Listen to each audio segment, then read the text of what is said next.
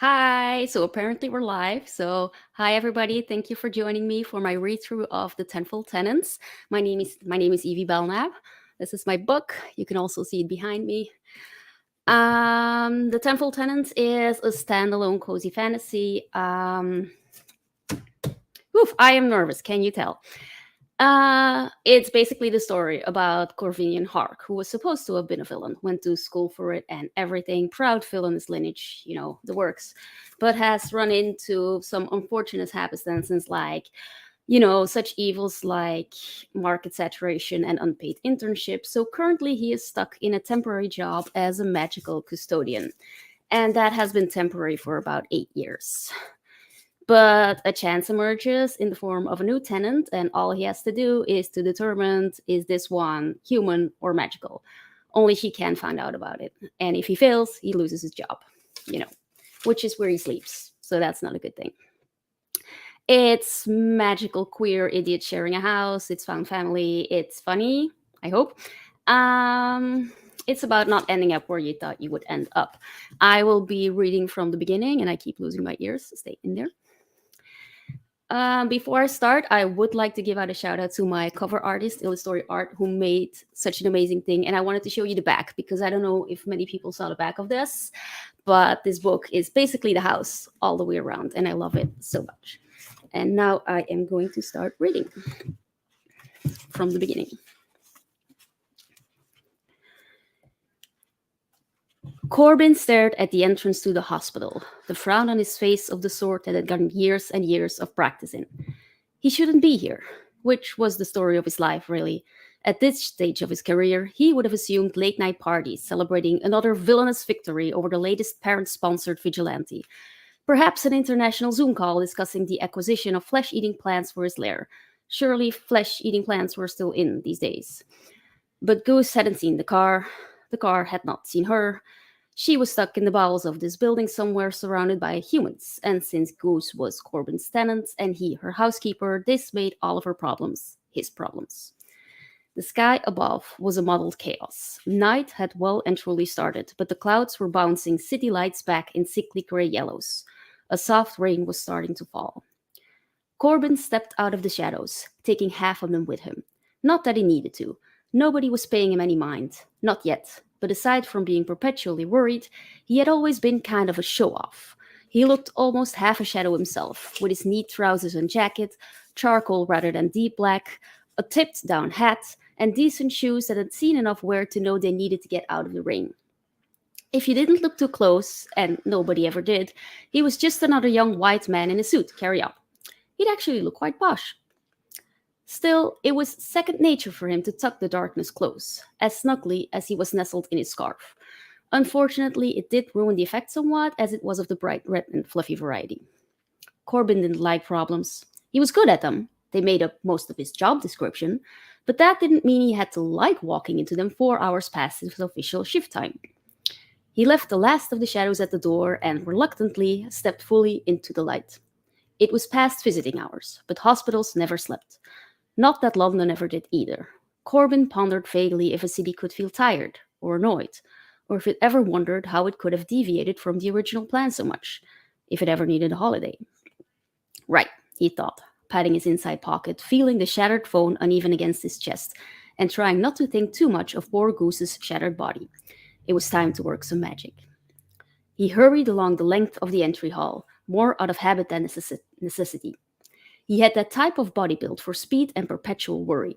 Not a single ounce of unhealthy food he ever stuffed in wanted to stick. It was, he had been told, the bane of every grandmother and the eye-catcher of every necromancer using their good, eyes. The info desk loomed up ahead. Barging into the exam rooms in the A&E would definitely get him noticed in all the wrong ways. Instead, Corbin tucked himself behind a sad-looking potted plant, not yet overly worried, because he had someone on the inside. He had so many someones on so many insides. It wasn't the first time he had to step into a hospital on official business. Knowing his luck, it wouldn't be the last. Only this wasn't a simple scrubbing of the video feed or a nicking of vampiric blood samples that would start smoking come sunlight. The desk guard had spotted him. In the brightly lit hall, all shadows were of the half-sword, washed out and tired looking, as if the sterility of the place has crept into the heart of them. Corbin tapped the plant's shadow with his foot. Darkness bloomed like ink from a pen. It spread in leafy tendrils, snaking across the floor, swallowing the light where he stood. The desk guard blinked. Her eyes unfocused, then returned to her paperwork. Humans, Corbin thought fondly. They had such a knack for looking past the obvious. He flexed into the darkness some more, satisfied to see the light back up another inch. Showing off, I see. Corbin swiveled round, hastily extending shadow to envelop his contact. He might not like hospitals, but at least this one had Lena. She was a vampire, although not one of his. One per house was plenty, thank you. She'd been his contact here ever since the last one had retired to be closer to her family in Romania. Naturally, she only worked the night shift. Another advantage of London life was that there were plenty of opportunities for all sort of folk, as long as you didn't mind scrubbing out the occasional bedpan. Did trauma nurses scrub out bedpans? He wasn't exactly sure what they did. Corbin liked Lena. If he actually had any sort of free time, he might even consider it a shame she was of the undead variety. He hadn't properly dated anyone since Eric, all the way back in uni. He tipped his hat. Looking gorgeous, as always. You look tired, as always. Come on, then. She beckoned him to the side, away from the main hall. Her trauma outfit was a formless heap of vomit green, yet Lena had this effortless air about her so often seen in nurses and dancers. Wherever she went, that was her stage, and not only was it completely acceptable for her, it was expected. Her face was expertly blushed, with eyeliner painted so sharp you could cut yourself on it. He wondered how many people had. She took out a little hand mirror, turning her face as if to check her makeup. He politely didn't remark on the uselessness of a mirror. Perhaps she was keeping up appearances. Perhaps she was checking to see if nobody was around. She flicked it shut.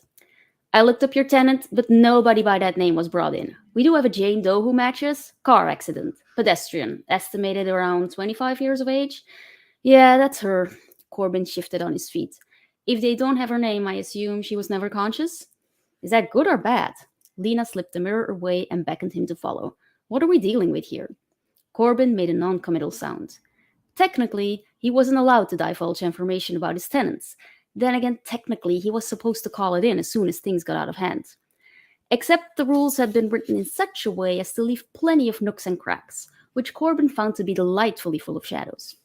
Let's just say her death would heat things up. Where is she now?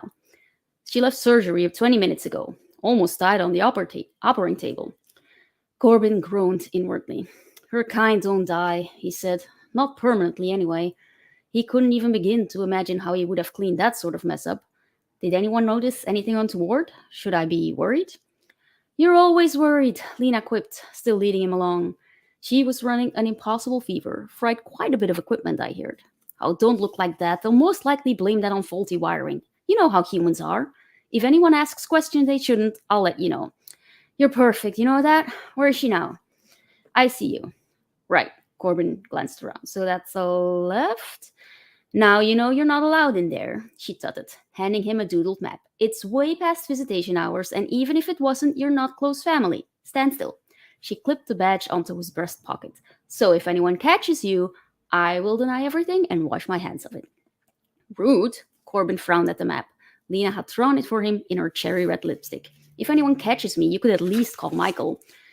Not my job, is it? I have surgery in 15. Won't get out for 2 hours at least. She gave him a stern look through those impossible lashes. Be careful. I always am, aren't I? Always on his own, too, he thought, watching her walk away. Part of the job description, wasn't it? He looked at the ICU's double doors, hoping he wasn't too late. He'd never lost a tenant before, but he'd rather thought it would be a fireable offense, but very much applicable. This job might not have been his first choice, or his second, or even his sixth, but it had kept a roof over his head, it paid his bills, and over the years he had gotten quite good at it, or at least he'd like to think so. So get on with it, he sternly told himself, slithering through the doors, and do your job. Lena's intel proved sound, and she drew clear maps. There were more shadows up here, with the light dimmed outside of visiting hours. Corbin slipped through the gaps of the staff's attention and into the proper room without much trouble. It had just the one bed in it, with a patient covered up to her chest, and it was definitely her, even with her face half taped up, looking astoundingly human and deceptively young and frail. So frail, with those tubes going everywhere.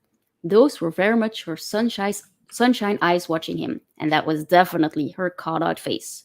You, he said, pointing at her from a safe distance, are in so much trouble. Goose melted into the pillows, visibly relieved and only a little bit sad. I know. On a good day, her eyes had a golden ring set against blue, like the sun in a clear sky. This day they were clouded with pain. You could have at least tried to get them to call me, he complained. Alert your caretaker about how you messed up this entire evening. I lost my phone. He held it up. She grimaced. And I don't know your number by heart. I thought that was a younger generation thing. He said, How old are you again? I'm never going to live this down, am I? Poor choice of words, he grumbled. Above Goose's head, the sensor's beeps were speeding up. How long? Not very, she chuckled, then grimaced with pain. He could already guess her next words. You might have to do it for me. I hate the messy ones, Lichfeld. You know that, he whined, pulling open his jacket. Most people would have sunglasses in there. Maybe a wallet. Or, if you were that sort of person, pens along with reading glasses and a notebook. This coat held all of that, plus a surfeit of weaponry. There were knives of various varieties and pins that looked perfect for either breaking in somewhere or properly annoying witches. He picked one of the simpler blades. What would he even do without me? Right, let's get on with it. What's the backup plan? Ah, she licked her lips nervously. They were dry and chapped as her voice. I didn't set one up yet. You what? The knife slipped and he caught it halfway down, cursing. Yeah, messed up. Sorry. You're sorry? An apology is not a plan, Lichtveld. What exactly do you propose I do with you? I just never got around to it. It's only been a handful of years, and I never dreamed that, he said, is obvious. Into the silence of a stalemate, the machine started beeping in earnest. Oh dear, that can't be good. In the safety of the doorway, Corbin looked quite alarmed. She coughed, a small and painful sound. We best get on with it. While I'm still alone. Fine, fine. He thumbed the knife, felt the balance. Count of three? She laughed then, seemingly past caring. You always go on too. People have been telling on me, have they? The knife found its mark before her reply. It bled fire, this sudden wound, and it went spilling, flaring, clinging to the skin and the hair and the sheets, and then the whole of her burst, outward and around in a terrible twang of agony, bright and hot and wrecked. Corbin hissed through his raised arms, braced against the glare. The heat and the scent hit hard, of melted plastic, or circuits fried, of ruined clothes and smoke and ash. When the light simmered down, taking the heat along with it, he went rushing to the bed. Humans would be here soon, piling in to find disaster. A cursed patient, dead and gone. They'd blame it on short circuit, maybe. Electricity gone rogue. Was spontaneous combustion still a thing? Corbin didn't have to think about it. They'd do that themselves, those clever little deniers, as long as he got away with the prize. The babe was lying huddled in the ashes, tiny and wrinkled and new. He carefully scooped her up. Her eyes were closed, but her skin was warm. She took that first, shaky breath and sighed the weariest of sighs. I know, he murmured, patting her somewhat awkwardly on the back. I'd be tired too. Finding the way out again was easy enough. On the whole of it, hospitals was still very new, if one considered the world beyond humanity. Sure, humans might think of change as always new, but when you looked at it from a more ancient point of view, change was just a constant. Plus, they had these handy little signs now. Corbin had taken off his scarf to wrap up the babe. It was a good scarf. One of his tenants had made it for him last Christmas, and it was more than wide enough to hold Goose and fold it over twice. He kept her tucked close, her heat spreading through him, setting pleasantly in his toes. He wiggled them with a little hum, dancing between those cracks of attention in the ward, following the shadows. He made it into the hallway. There was a person there, huddled in a robe, coming up the stairs. But that was all right. There were shadows here too, and they folded around Corbin like a well-worn cloak. The person went up, Corbin went down, and with the blind confidence of the magically camouflaged, both tried to sidestep the other at the exact same time. Oof! Sorry, let me just... Corbin untangled himself, quickly checking on Goose, then tried to duck around. Corvidian? Corvinian? Hark! I haven't seen you since graduation! Gosh, how long ago even? 10 years, Corbin sighed after a quick peek under the cultist hood. Hello, Heidi. Actually, it's Lady Marvelyn, sister of the Order. Okay, all right, yes, it's me. She threw off her hood. Should have picked a proper villainous name before the first day of school like you and Arissa did. Hey, did you hear about that latest nefarious deed of her up in Wales? Can't say that I have, said Corbin, who had dinner with Narissa and her eye-gouging success every Friday. He waved at Heidi's cloak by way of conversational segue. Order of the Hounded Hounds of the Netherrealm? Nah, they were bottle green. Ours is olive. Order of the Dreadfully Willing. She puffed up her chest. I made it all the way to provider of the sacrificial tidbits. That's great! Kind of you to say, Heidi beamed. I mean, I didn't exactly win any most promising awards back in the day, not like you did, but I'm getting there. So, what have you been up to? Corbin looked down at his scarf. Top secret shenanigans stuff. Ah, I get it. Secrets you couldn't even trust your lowly football folk with, is that it? Heidi tapped her nose. Well, I didn't see you. Good, good, thanks. And I didn't see. Corbin faltered. Heidi's robe had fallen partway open, and Heidi was holding a baby. Heidi was also staring at Corbin's scarf, which had just hiccuped. For a moment, they both looked at the other's cargo, then at their own, then back at each other. What are the odds? Heidi laughed. Great minds and all that. Wait, you're not collecting components for the same ritual. You're not moving in on our turf. Oh, gods, you are, aren't you? Please don't kill me. What? Corbin blinked. No, I'm just going to take your baby. Well, that sounded possibly worse. Ah, well, he might as well lean into it. He allowed his cloak of shadows to bleed out. It cast the hallway in ominous grace, creeping up the walls, dripping down the stairs, step by step. Give me the baby, Heidi. But I just got bumped up to this position, she whined. You don't understand. If I return empty handed, it'll be bunk beds again. Corbin slept where he worked. He could sympathize. If I have to start all over again, I might as well give up. Can you imagine? 10 years along and only an entry level to show for it? I might as well become a janitor. Corbin's sympathy was dripping away. Give me the baby. You already have one. Corbin shifted Goose to his left arm to free up his right, considering his options. Heidi freed up her left and went straight past considerations and onto her knife. Plain silver, standard regulation, sacrificial edition. Corbin blocked the stab by way of grabbing her wrist. It was an incredibly clumsy fight. Both had precious cargo to consider, as well as their less than optimal position on the stairs.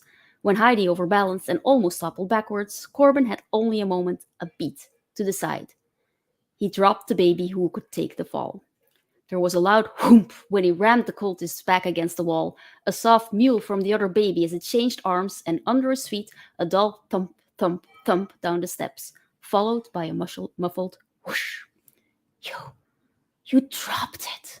Heidi stared in awe at the point of her own knife. You really are evil. Corbin briefly checked on the new baby held against his chest. Consider this a warning. This hospital is mine. London is mine. A wild bluff. Not even a bluff. You need cards for bluffing. Corbin hadn't been near the game for years. Heidi scrunched up her nose. Doesn't Narissa have the tower up in... This side of the river is mine, Corbin amended, his shadows dipping slightly before hastily reasserting. Get out. Right. Yes. Well played. Only can I possibly get my knife back? They make us pay a deposit for those. Corbin plunged the world in darkness. Heidi whimpered and scrambled down the stairs. Corbin flicked all shadows back into place before she could break something. Double-checked the human baby in his arms. Triple-checked. He then shook his head, mostly to himself, and leaned over the banister. Oi! Heidi squeaked, duck rolled into cover, and looked up in a cower. Which was an impressive combo. Cultists probably learned it early. Yes? Look up Sacrificial Counterfeits, Vegan with a Vengeance by A. Wallinger. You'd be amazed how many demons you can trick with some corn syrup and beet juice. Diabolical, Heidi breathed. Sure, Corbin sighed. He didn't feel much like elaborating that when one of your tenants was an actual demon, you just ended up knowing things. Especially when said demon liked to stomp up the stairs in the middle of the night after every haphazard midnight summoning. The last one had involved, if he recalled correctly, nothing but sidewalk chalk and nail polish. The scarf had rolled out from where he dropped it. What was left of it, anyway. All the way down at the bottom step, a very frumpy baby frowned up at him. Corbin picked her up through the ash of old wool. You ruined my scarf. He carefully arranged both babes in his arms. Don't look at me like that. It was her or you. Goose grasped his pinky in her fist, took a deep, dead, tired sigh, and fell asleep. The entry hall was bathed in cold light, which spilled into the gift shop full of tentative fruit and hopeful balloons. Corbin left the human baby there, in a shopping basket lined with teddy bears. The big clock looming over the hall read 9. He hurried past and through the doors. The outside world was bloody cold. Not too strange for January, but he was grumpy about it all the same. Sure would be nice to have a warm and cozy scarf right about now. He walked a little further along the street, taking out his phone. It was quiet, but not fully deserted. It would have to do. The line clicked without ringing. Yeah, Garon, it's me. The wind was picking up, and he pulled his coat around to shield the little body. Look, I need a favor. Where are you at? He frowned at the answer. Hang on, what? He turned and thunked his chin against the shopping cart. Bloody hell, where did you come from? The cart was being held by the remnants of a man. He looked filthy and sunken, with a long and matted beard that went beyond his belt, which was just a rope. Passerby were flowing around him, their focus very much elsewhere. Karen was a hard man to look at.